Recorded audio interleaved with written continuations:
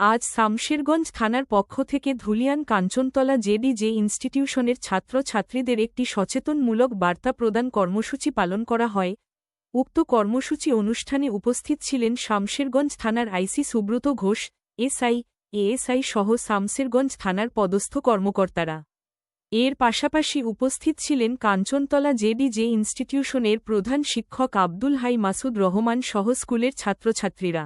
উক্ত কর্মসূচিতে শামশেরগঞ্জ থানার আইসি সুব্রত ঘোষ ছাত্রছাত্রীদের কিছু শিক্ষামূলক কথা বলে উৎসাহিত করেন, যার মধ্যে অন্যতম হল বাল্যবিবাহ, সাইবার প্রতারণা ইত্যাদি।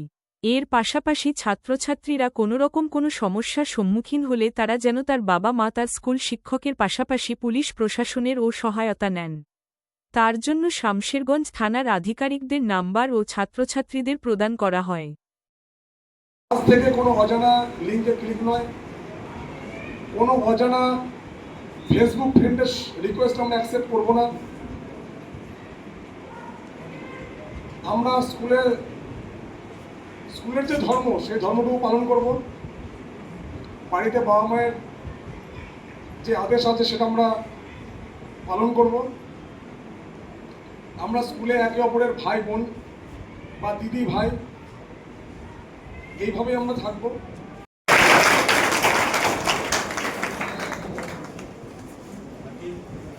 আমরা আমাদের ছাত্রছাত্রীদের বিদ্যালয় চলাকালীন সময়ে ঘোরাফেরা করতে দেখি।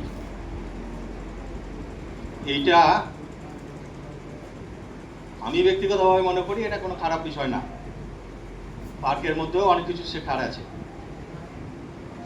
কিন্তু যে সময়ে স্কুলে থেকে প্রথাগত শিক্ষা নেওয়ার কথা, সেই সময় যদি ছাত্রছাত্রীরা অন্য কোনো জায়গা থেকে, যেমন টিউশন নিচ্ছে স্কুলের সময়, মোটেই ঠিক নয়। তাহলে পার্কে যদিও শিক্ষণীয় বিষয় কিছু থেকে থাকে, তাহলেও সেটা স্কুলের সময়ে নেওয়াটা ঠিক না।